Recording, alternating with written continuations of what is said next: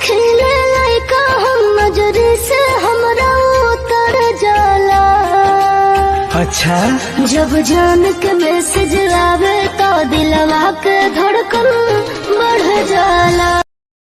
तुझको नई दुनिया मुबारक हो, मुझको मेरी बेबसी,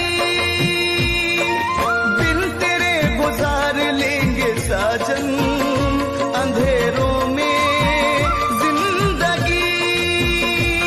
दिल की यही दुआ है तुझे कोई गम न आए, मुझको रुलाने वाले तू हमेशा मुस्कुराए।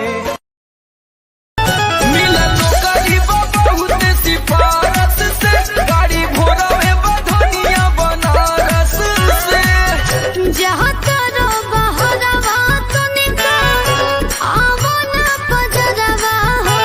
पजरवा को दी राजा जी लगे